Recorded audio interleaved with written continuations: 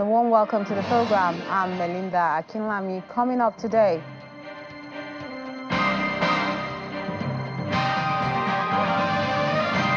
residents of Katsina State protest resurgence of banditry, and police command raises concerns over activities of informants.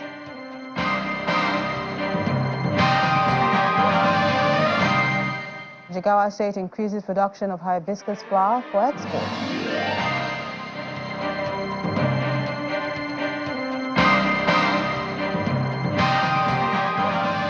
And Nigeria Defense Academy Hospital in Kaduna State gets a new maternal ward as the FOA promotes women and children's health.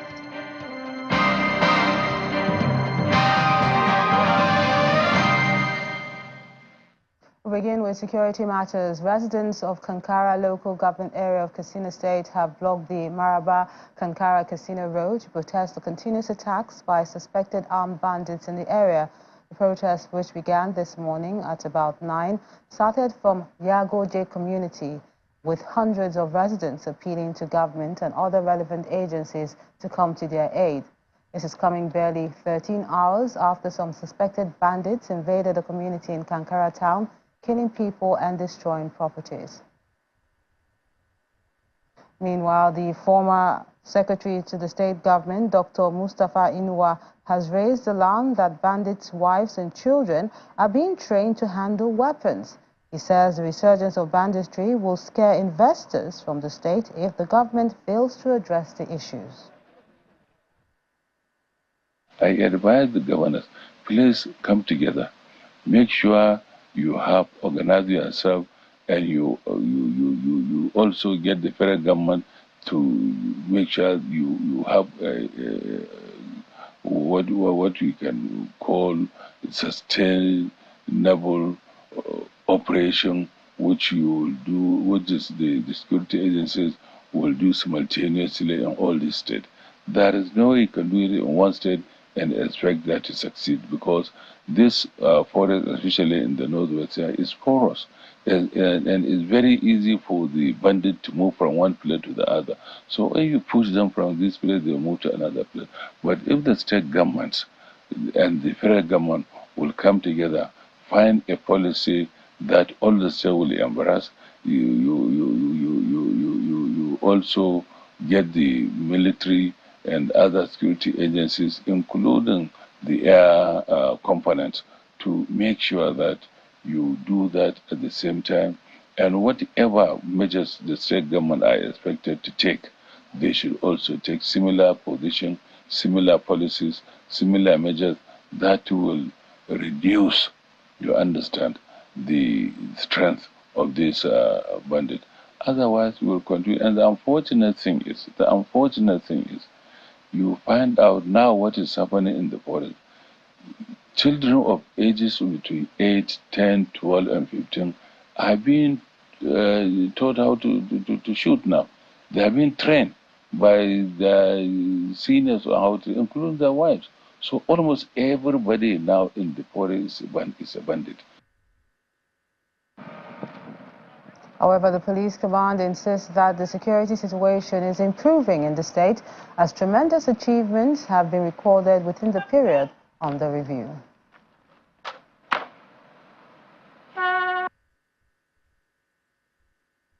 Security situation in Katsina is greatly improving as the state is relatively calm, going by the achievements we are recording in the fight against all forms of crime and criminality in the state, especially banditry and kidnapping. As you can see recently, I think within the period under review, let me take within this year, we have dealt a serious blow to that arm of the kidnapping. As you can see, hardly now you see the bandits kidnapping. Mostly they try to just attack villages, group of people without having specific targets, like unlike the way we are having before, that they will identify particular individuals to kidnap and ask for ransom, demand for ransom. We have seriously the Commissioner of Police, in line with the Director of the Inspector General of Police, IGP Dr. has rejigged the intelligence. The AfDB president, Mr. Akinwumi Adesina, has said the African Development Bank will support Nigeria to increase food production this year. He disclosed this at a briefing with journalists at a visit to the Center for Dryland Agriculture, Bayero University, Kano. Our correspondent, Nanchin Vincent, tells us how the AfDB promises to collaborate with the research center to also tackle climate adaptation through research.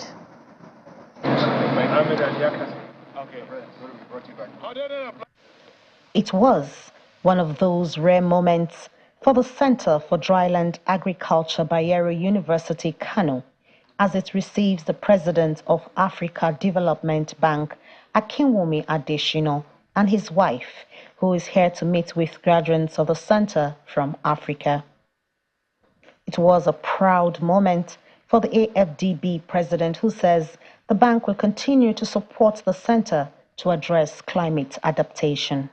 And so what I told the Vice Chancellor and Professor Jibril is that the African Development Bank will deepen the work that they've been doing in maybe about 3-4 ways.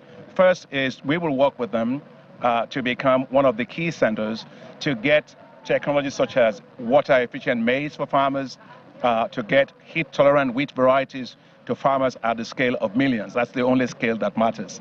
And secondly is that we will work with them to also become a center in which we can use to do modeling work so that we can know how to predict weather patterns and get that information to farmers so that they can plan better.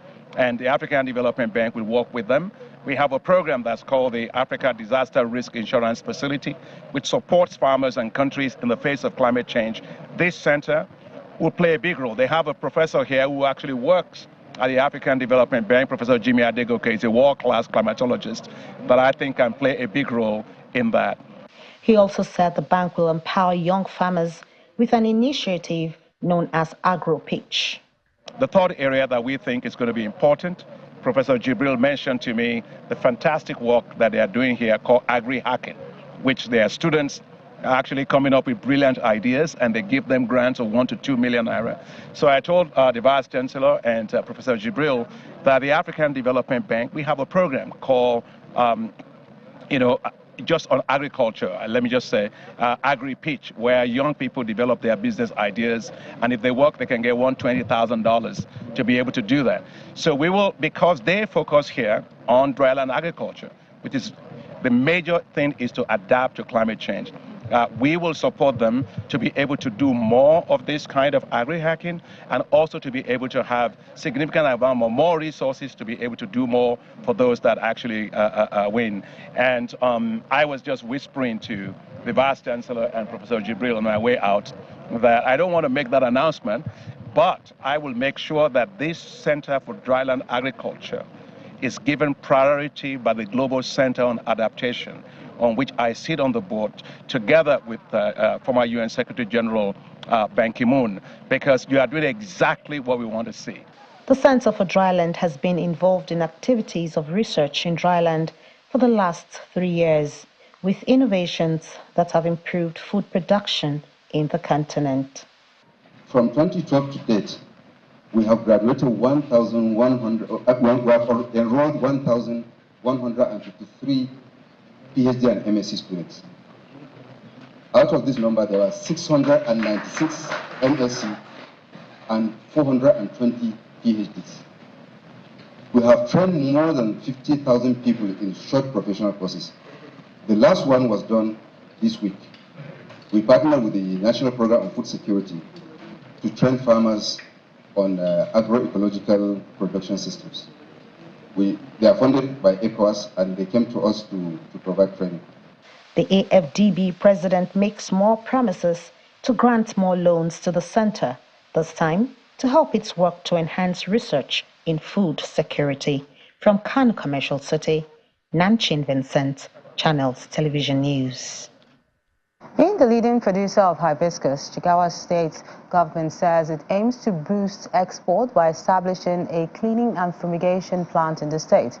According to the governor, Mr. Umar Namadi, who spoke during the commissioning of the plant, the state aims to boost revenue generation and inflows of foreign exchange through this plant. Our correspondent, Sadiq Ilyasu, has more in this report.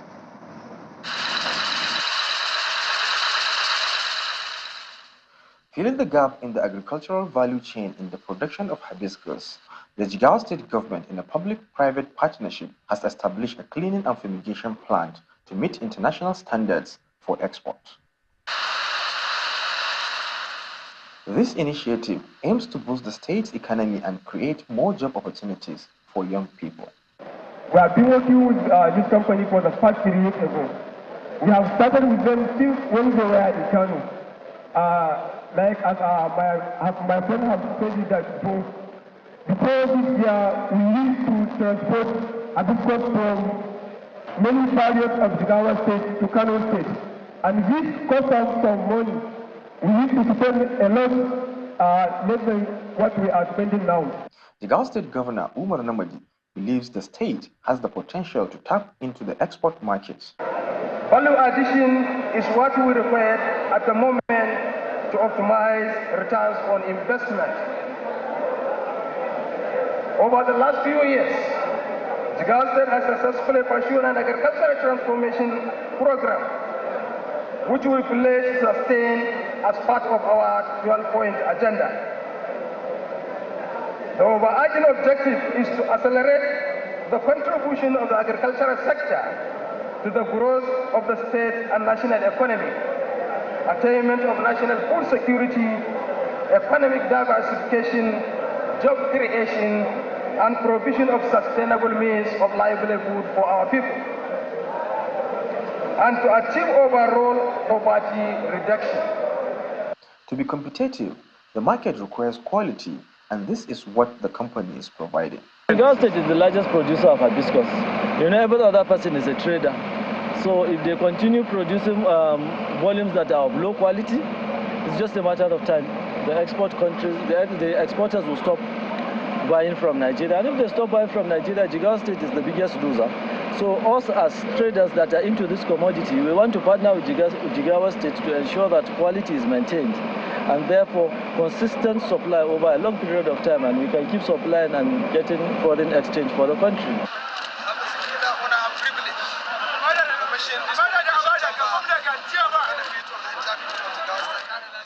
The establishment of the cleaning and fumigation plant in Jigawa State signals a promising path towards economic growth and international competitiveness in the hibiscus export industry.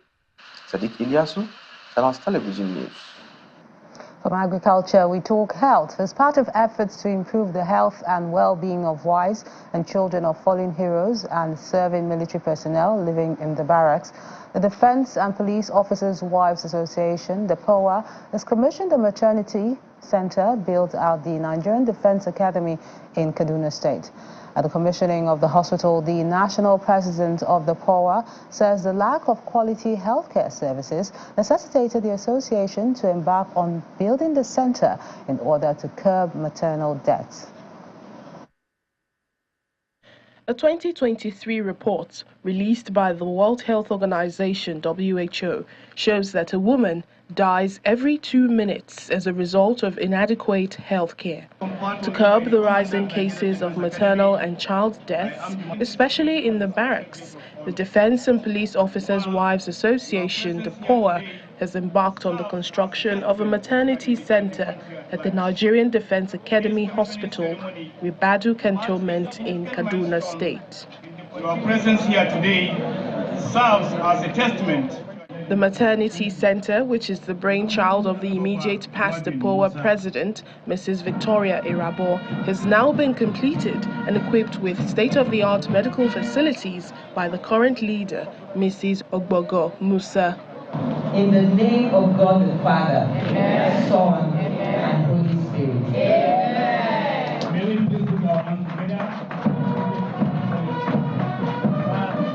The commissioning of this maternity center is not just a symbolic gesture. It is a tangible demonstration of our collective commitment to improving maternal and child health outcomes.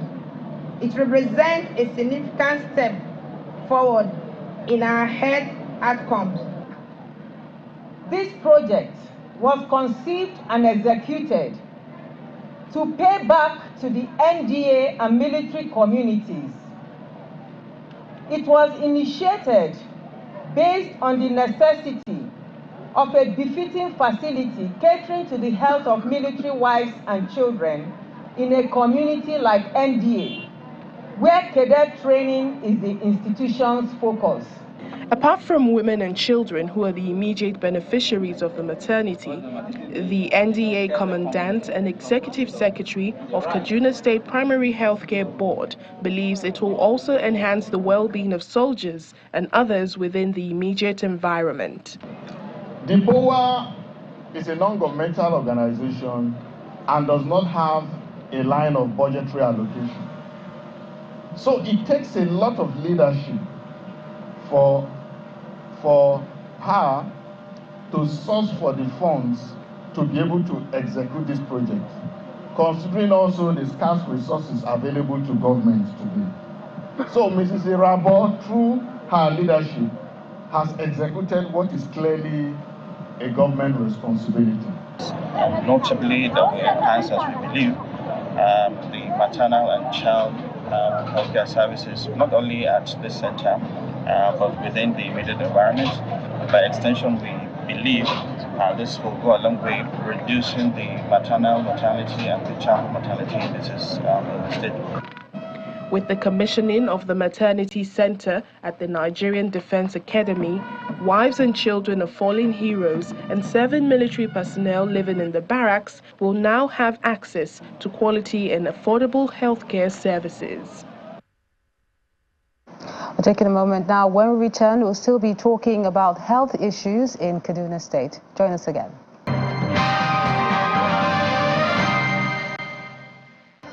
We're staying in Kaduna State, where medical experts from the National Ear Care Center have underscored the need for government and organizations to create more awareness and support people with hearing impairment. They also expressed concern about the rising cases of hearing loss and impairment in the country, warning that the number of such cases can double in the next 20 years if no concrete action is taken by the government to provide ear care services to the people. The Kebbi State government has expressed readiness to partner with the China-Africa Economic and Trade Promotion Council in order to bring development and transform the state. The governor, Nasser Idris, stated this when he received the team leader of the Promotion Council in Birinkeri, where his administration has already assembled key government ministries, departments and agencies to ensure the identification of potential investment opportunities and see to the realization of this international cooperation. According to him, the state has adopted several policies to transform the state's economy through regulations and laws to accommodate and encourage foreign direct investments.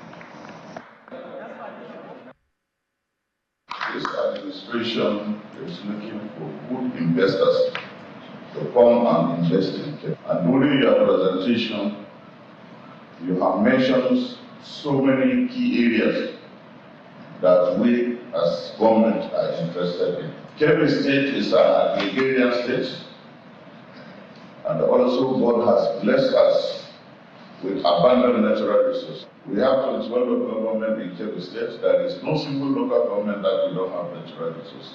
And some of these natural resources are there on tap. So you are coming to partner with us is something that we'll never forget. So therefore, I want to assure you that we are ever ready. We have been blessed with gold, lithium, gypsum, conzonite, and so many other natural resources.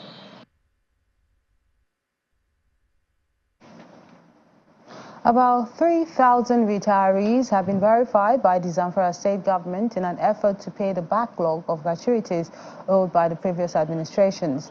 Retired state and local government workers have not received their gratuities since 2011, which have accumulated over the years. Pensioners from both the state and local government received 2 tranches of payment. The second tranche of verified pensioners' gratuity payments began last Friday, bringing relief to them because they've been waiting for their entitlements for many years now. We are on course. We are doing great on this. You can see from the enthusiasm, not only from me, but from also the members of the committee. For someone to to have been privileged to be in this project, where some people have retired, some have lost hope completely, and you'll be engaged in this kind of exercise. Whenever we are paying from our platform, I feel highly elated. I feel that at least I'm associated with one good, with making someone to smile who has no reason to smile. There's nothing more fulfilling than giving hope to those who have no reason to smile. Somebody who has no reason to smile, you make him to smile. That is what is called success. That's the definition of success. It's not the amount of money you have in your account, or the amount of houses you have, or the number of vehicles you have. It's not what is called success. Success is basically how you impacted on other people's lives. Let's return to Kaduna State, where the medical experts from the National Ear Care Center have underscored the need for government and organizations to create more awareness and support for people living with hearing impairment. Hearing loss is a widespread and often underestimated global health issue that affects people of all ages. In Nigeria, more than 14% of the population is said to be suffering from one form of hearing problem or another, and in most cases, they are unaware of the inherent dangers that lie ahead. According to medical experts, people with hearing loss live in low to middle-income countries, and most of them lack access to necessary interventions. Change in mindsets is the theme for this year's World Hearing Day, which reflects the importance of making ear and hearing care accessible to all. Based on the theme for this year, which is changing mindsets, it's noticed that people have some perceptions or misperceptions about hearing loss and care of the ear. And the aim this year is to change those perceptions. The skin of the ear is so thin, any small, slight contact can injure it and cause problem with the eardrum. So one of the aims is to change the mindset of people. Let them stop using cotton bud in the ear. It's not meant for the ear. ENT consultant Dr. Nasiru Saidu heads clinical services at the National Ear Care Center in Kaduna State. He says hearing loss can be congenital or acquired, and proactive measures need to be taken for early detection and proper intervention to mitigate the impact. There are different things that can cause hearing loss. Usually we divide them into what we call congenital, that is, the person is born with it. Some that is acquired, that is, as the person, after giving birth, then the person may now acquire it, that is after being born. For some of the congenital ones, majority of them are genetic, that is, it is passed from parent to the offspring, while some of them is due to some of the drugs that the mother took, or some condition that the mother is exposed to while in pregnancy. Ear care interventions have been proven to be cost-effective, with cases of hearing loss attributed to ignorant and human factors. I want to advise, if you are having any issue with your ear, not only ear, anything that has to do with your body, the best solution that you will look for, it will be given to you when you come to a specialist. Hearing loss is said to be a poignant reminder of the pressing need to prioritize ear health and the need for the government to invest in expanding access to ENT services. Katsina State government has offered to make grains available at cheaper and affordable rates for the residents, as it has procured thousands of bags of grains meant for distribution to the less privileged as the Ramadan fasting approaches. And that's according to the chairman of the Special Task Force Committee on Food Security Promotion, who adds that government will soon begin the continuous exercise until the price of grains is completely brought down. Today, the task force intend to come out to locate those identified stores that are known to harbor goods that we know people have sinister intention holding them in order to benefit from the high price hike. Now, if you could recall, when we were sworn in, we made promise that we will go around the state to identify these kind of stores. We're not doing them blindly. We have the backing of the law. We have a search warrant. We have arrest warrant. We also have seizure warrant. But we intend to give signal to people that we really mean business. These are several other stores that are spread across the state, have been located by intelligence, and we are following our intelligence.